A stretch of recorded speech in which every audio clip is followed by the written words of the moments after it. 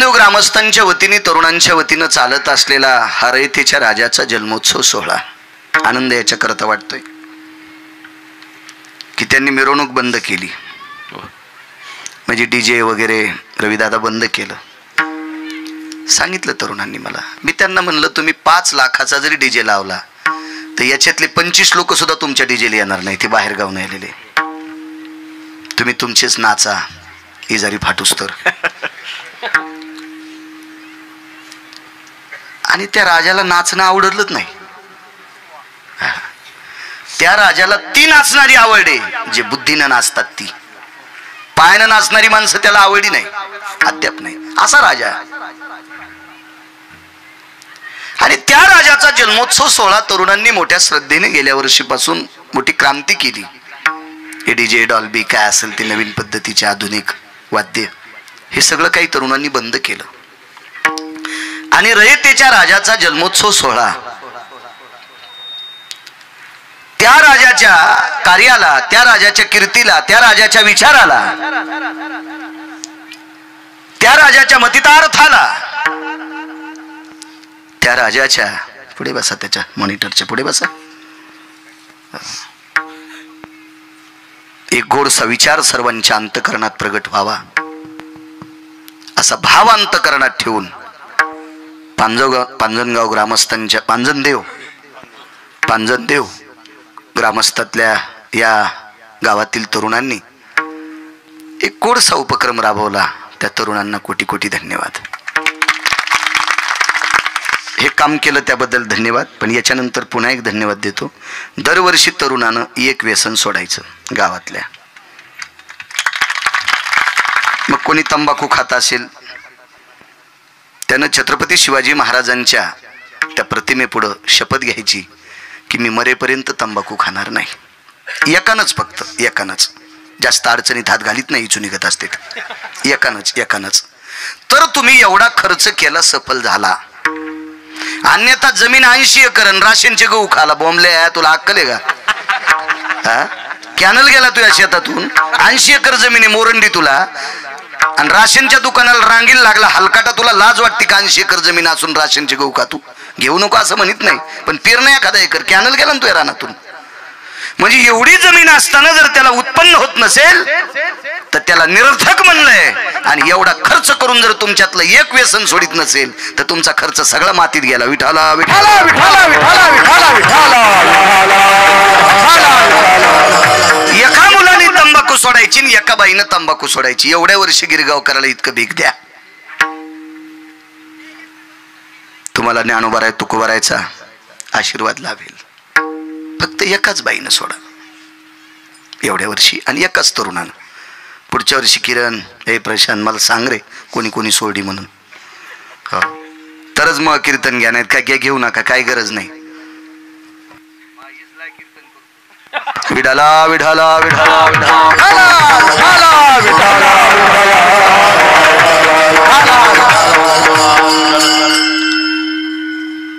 काय होत असते. ज्या डॉक्टरनं नाना प्रकारचं आजाराचं निदान करून त्या पेशंटला औषधोपचार करावा आणि तो दुरुस्त होऊन घरी जावा, जसं डॉक्टरला आनंद वाटतो तसं वक्त्याला सुद्धा गुण आल्यावर आनंद वाटतो. नाही तर काय अर्थ आहे मला सांगा ना. अहो, तुम्ही एकही जर आमच्यातला उपदेश घेत नसाल आणि तुम्ही आम्हाला पैसे देत असताल तर तुमचे पाकिटे तरी कशी पुरतील? खालून संसार जळतील महाराजाचे खालून. असं वाटतं का पैसे असल्यावर महाराज लई सुखी असतोय? किती दाखवायचे तुम्हाला? विठाला विठाला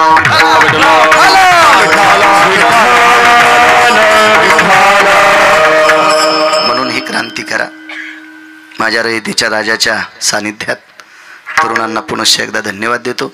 मृदंगाचार्य नंदू महाराज त्यांच्या विद्यार्थ्यासह आहेत, त्यांनाही धन्यवाद. या परिसराला लाभलेली गायन क्षेत्रातली गान कोकिळा रविदादा महाराज, गोड त्यांचा आवाजावर प्रभुत्व येते आहेत. त्यांच्या बाजूला आदरणीय भाऊसाहेब महाराज आहेत, त्यांच्या बाजूला स्वामी महाराज आहेत.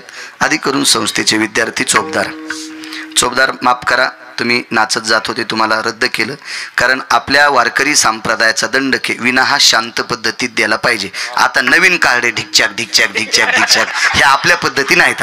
निदान गिरगावकर असल्यावर नाचायचं नाही, बाकी ज्याला आवडत आहे का त्या महाराजाला घेऊन नाचा. विठाला विठाला विठाला.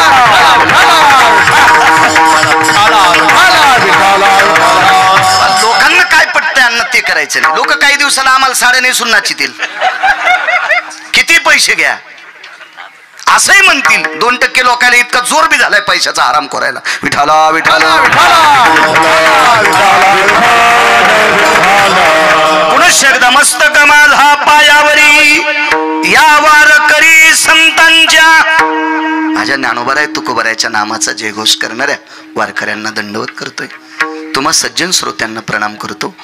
साऊंड सिस्टीमवाल्यांना सुद्धा धन्यवाद. आणि या कार्यक्रमाचं आयोजन करणारी सर्व तरुण मंडळी, मोठ्या श्रद्धेनं भावयुक्त अंतकरणाने रयतेच्या राजाचा जन्मोत्सव सोहळा साजरा करता. महाराज त्या राजाचे विचार अंतकरणात ठेवा. देव तरुणांनो तुमचं फार भलं करेल. विठाला विठाला प्राप्त प्रसंगी निवडलेला अभंग. काम क्रोध नाही अंगी तोची नर जन्मला जगी. ज्यानं कामावर जय प्राप्त केला तो नर आहे. आणि काम्या नावाचा हा हरामखोर एक नंबरचा जगात बदमाशे हा काम्या. या काम्यानं चांगल्या चांगल्यांची फजिती केली. 10-5 अकरावाल्याची नाही. ज्याची एक चौकटी इकल्यावर 13-12 खासदार होता येते अशा 7 कोटी चौकटी होत्या. त्या रावणाला कामानं बेजार केले. पहा त्या रावणा काय झाले. केवढा मोठा रावण. रवी महाराज 10-5 अभंग पाठ असणाऱ्या महाराजानं लय उर फाटून घ्यायचं नाही. गाडी उलटत असती, गाडी उलटत असती गाडी. महाराज ज्या साधूच्या तेजा पुढे सूर्य लाजत होता. सूर्य हो चव्हाण गुरुजी. ज्या साधूच्या चेहऱ्याच्या प्रकाशापुढं सूर्य लाजत होता. सूर्य सूर्य अशा महाराजाला बेजार केलंय. कामाजी कोतवाल याने नाडिले बहुती. कामाजी कोतवाल याने नाडिले बहुती. हरे हराचे अभूरी बयनाय जाती. हरे हराचे अभूरी बयनाय जाती.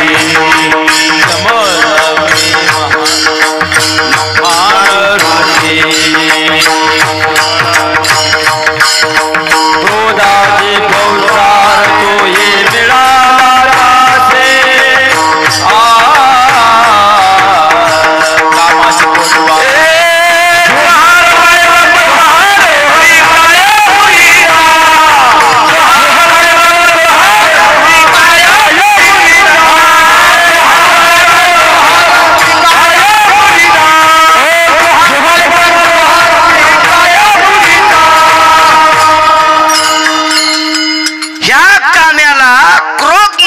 फौजदार भेटला.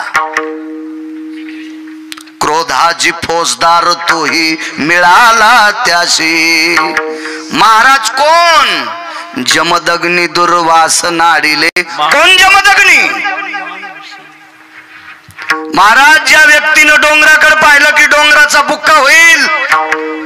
पाषाणाच्या लाया होती, लाया दगडाच्या. इतकी ताकद महाराज, इतकं तेज होत. कोण? दुर्वास.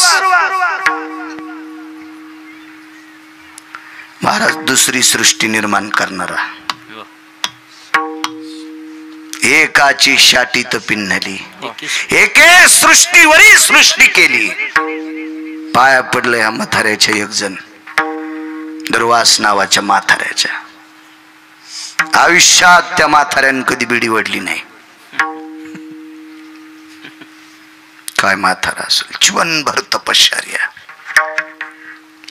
दर्शन घेतलं का हलकटानं पाय सोडीच न भडव. ते का लायक संपन्न थोडं होतं. पण महाराज अधिकारी अन्न कोण्याही महाराजाच्या पाया पडायचं नाही बरं का. लई येडेवानी करू नका. मेंढरायवानी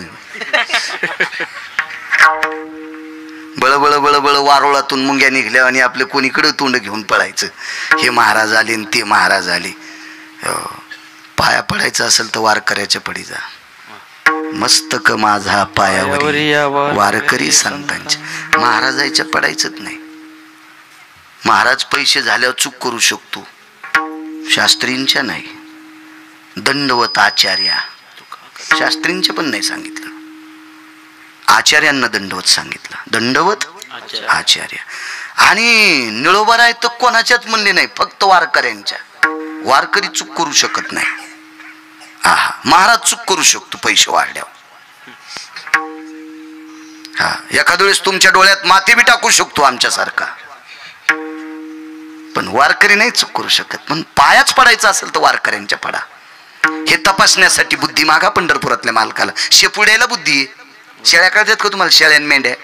बेसरामाचा पाला कोणतीच शेळी खात नाही. तिचा मेंदू आहेच केवढा हो, टिकली एवढा. तरी पण तिला आपला हा पाला खाल्ल्यावर आपलं जीवन मातीत जाईल असं मेंढीला कळतंय, शेळीला कळतंय. तर जगात माणसा इतका मेंदू कोणालाच नाही. तुम्हाला हलकट महाराज कळत नाही का? विठाला विठाला विठाला विठाला.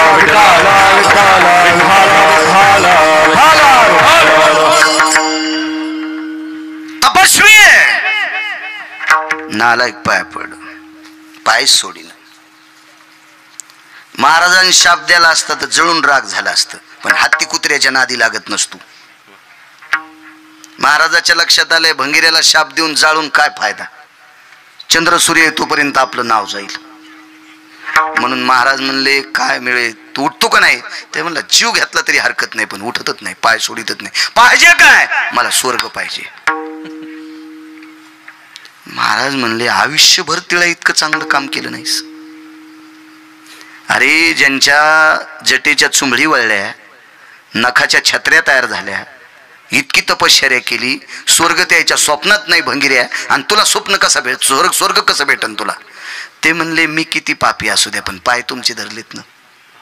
आलिंगन संताचिया दिव्य झाली माझी काया, मस्तक हे पाया वरी त्यांच्या ठेविता. तुम्ही पवित्र आहात, तुमच्या पवित्र पायावर डोकं ठेवलंय, माझा उद्धार करा. महाराज तसे रागीटच होते. धरलं असं कंबरड आणि संदेश फेकलं वरी. स्वर्गात जाऊन पडणार, पण स्वर्गाच्या पायरीवर एक माणूस होता. ती पायरीच त्याची आहे, तो माणूस नाही, पायरीच त्याची आहे. त्याचं नाव आहे यम. आणि त्याच्या पाठीवर पाय दिल्या शिवपलीकडे जाता येत नाही. आणि यमाच्या पाठीवर कोणाला पाय देता येतो? यमाच्या पाठीवर पाय देणारे अख्खं जीवन ज्यांनी भजन केलंय. जगा काळ खाय, जगा काळ खाय,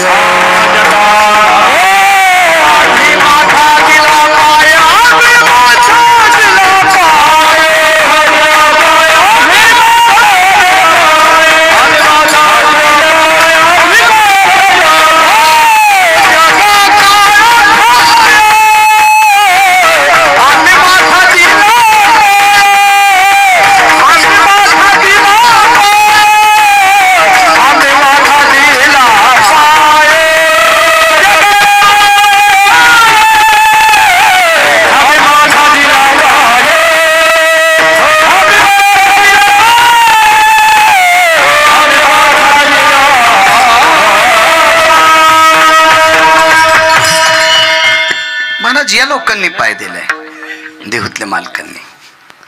तुम्हा आम्हाला यमाच्या डोक्यावर पाय द्यायची ताकद आहे का? डॉक्टरनं सांगितलं जरा चौथ्या टप्प्यात आजार गेलाय, घरी नेऊन खाऊ पिऊ घाला. आता खाताच तो येते. आता हे बाजाव पडल्यामुळे घरच्याला खाऊ देईन. आता खात असतं का ते? तेवढ्या वेळेला डॉक्टर घरी पाठीत असते. आणि मग त्याला भीती कोणाची वाटते माहिती का? यमाची. आणि त्या यमाच्या डोक्यावर पाय द्यायची आपली ताकद आहे का? तिथपर्यंत पोचलं. यमान सांगितलं ते म्हणलं तुला माहिती आहे का कोणी पाठीले? ते म्हणलं कोणी पाठवू दे. अधिकारी महाराजानं पाठीलं म्हणून इथं रोक आलास, नाही तर इथपर्यंत येण्याची बी ताकद कोणात नाही. महाराज अधिकारी होते म्हणून इथपर्यंत पाठील, वरी जाऊ देत नाही. हा, महाराजांच्या कडेला बसला तर मग तुला जाता येते, पण असं तू हे पाय माझ्या पाठीवर द्यायची ताकद नाही. ही तिथून बोंबललं, महाराज हे येऊ देईन.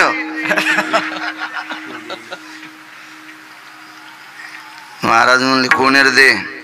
यमन सांगितलं माय बाप दक्षिणेचा राजा मी यम आहे, जाऊ दे ना रे. जाऊ द्यायला हरकत नाही मालक, तुमच्या स्पर्शाने हे पवित्र झालं, इथपर्यंत आलं. पण याचे पाय अजून कर्मानं अपवित्र आहेत, माझ्या पाठीवर ठेवायची लायकी नाही. महाराजाच्या लक्षात आलं खरंच याच्या पाठीवर पाय द्यायची लायकी नाही आणि याला स्वर्ग नाही. ते वरून म्हणलं महाराज तुमच्यात स्वर्ग द्यायची ताकद नाही तर मला फेकलं कशाला, पाहावलात किती खराब होती. तुमच्यात स्वर्ग द्यायची ताकद नाही तर मला फेकलं कशाला. मला असं चोंबळ्या गप्पा आवडत नाही.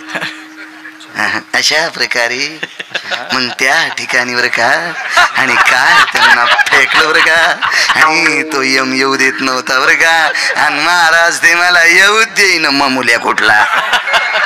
या चोंबळ्या गप्पाने आता पुढे काय सांगू, कीर्तन सांगन काय फुकी तू का आम्हाला. महाराज येऊ देत नाही, तुमच्यात ताकद नव्हती तर फेकलं कशाला, काय साधू होता. महाराज स्वर्ग दुसरा तयार केला की एके सृष्टीवरी सृष्टी केली, दुसरा प्रतिसृष्टी निर्माता. काय ताकद असेल महाराज. महाराज त्याही साधूला या काम्यान बेजार केले, त्याने त्याही महाराजाला बेजार केलं. तर हे 10-5 अभंग पाठ असणाऱ्याला तर काम खाऊन टाकीन काकडी सारखा. जरा हिशोबात राह, नुसत्या अभंग पाठ केले याची रवरव नको. ज्याच्याशी लग्न केलंय ती सोडून जगातल्या प्रत्येक स्त्रीला माय म्हण. अख्खं जग तुला डोक्यावर घेऊन नाचीन, त्याला काम जिंकणं म्हणतात. हरिहराची आभरू घेतो. हरी म्हणजे पंढरपुरातला मालक आणि हर म्हणजे काशीतला मालक, या दोघायला पण बेजार केलंय. महाराज काशीतल्या मालकाच्या अंगावर एकदा कपडे राहिले नाही. त्रिशूळ गेले, डमरू गेले, गेले व्याघ्रांबर ग, दिगंबर रूप झाला, झाला पंचानन ग. दिगंबर रूप झाला, झाला पंचानन ग. मालकाची परीक्षा मालकिनीनच पाहिली. मालकीन कोण? पार्वती आई साहेब. भिल्लनीचं रूप धरलं, भिल्लनीचे रूप धरी, रूप धरलं भिल्लिनीचं. भिल्लिनीच्या पाठी लागे, लागे पंचानन ग. दिगंबर रूप झाला, झाला पंचानन ग. किती बेजार. आणि मग शिवजीच्या लक्षात आलं या भडव्या कामानं आपलं जरा वाटोळ करून टाकलं, म्हणून कालच्या पौर्णिमेच्या दिवशी शिवजीनं काम्या जाळला. त्याच्या पुरता, फक्त त्याच्या पुरता, तुमच्यासाठी नाही जाळला. तुमच्यासाठी अजून जित्ताचे, तुमच्यासाठी माझ्यासाठी जित्ताचे. हिशोबात राहा का आपलं वाजीन काही सांगता येत नाही. पंढरपुरातल्या मालकानं कामानं बेजार केलं. वृंदेचं चरित्र पहा. पंढरपुरातले मालक 350 तीर्थापैकी एका तीर्थात दगड होऊन पडले. गंडकियो तीर्थराजायाम यत् पाषाण भवस्थिता शालिग्रामायति अवस्थायाम नारायणो प्रयशशी. काय ताकद महाराज. देवाला दगड व्हावं लागलं, दगड. इतकी हरीची आबरू घेतली. कपडे सोडावं लागले, इतकी हाराची आबरू घेतली. इतका काम आहे खराब. आणि ह्या कामाला ज्यानं जिंकले तो नरे विठाला विठाला विठाला विठाला विठाला विठाला. महाराज कामाला जिंकणारे साधू या भारत देशात फार आहेत, म्हणून भारत देशाचं अस्तित्व टिकून आहे. तुमच्या माझ्यासारख्या भंगिऱ्यामुळे नाही. ज्यांनी ज्यांनी काम जिंकलंय असे साधू प्रत्येक प्रांतात असते. तुम्हाला एक सांगू का, तुमच्यात कोणाला कीर्तन करता येत नाही, एक बी अभंग पाठ नाही, पण असा तुमच्यात एखादा असू शकतो की पत्नीच्या व्यतिरिक्त जगातल्या प्रत्येक स्त्रीला तो माय म्हणतो. महाराज त्याच्यामुळे जग टिकून आहे. काय कीर्तन करतो म्हणजे लई शहाणा आहे का? पाठ पाठ अंतर कोणाला नव्हतं. या देशाचे राष्ट्रपती APJ अब्दुल कलाम जातीनं मुस्लिम होते, तरी गीता पाठ होती, तरी गीता पाठ होती. अशी कितीतरी दाखवीन तुम्हाला. महाराज झाला म्हणजे मोठा नसतो. गिरगावकरांचं तुम्ही ऐकता, याच्याकरता गिरगावकर मोठा नाही. गिरगावकरांनी स्वतःच्या पत्नीच्या व्यतिरिक्त जगातल्या प्रत्येक स्त्रीला माय आणि बहीण म्हणावा, तर त्या गिरगावकराला ज्ञानोबा तुकोबाराच्या दरबारात त्यांच्या पायाला चिटकलेल्या मातीच्या जवळ उभं राहायची ताकद. अन्यथा यमाला सुद्धा कळणार नाही भडव्या कोण्या नरकात टाकावा, नरक स्वतंत्र करावं लागेल यामाला सुद्धा. इतकं विचित्र कारभार आहे. चला, अशी साधू या भारत देशात झाली. त्यांनी काम जिंकला म्हणून त्यांना नर म्हणायचं. एक एक यादी ऐका. मग रयतेचे राजा छत्रपती शिवाजी महाराज या चौकटीत बसतेत का?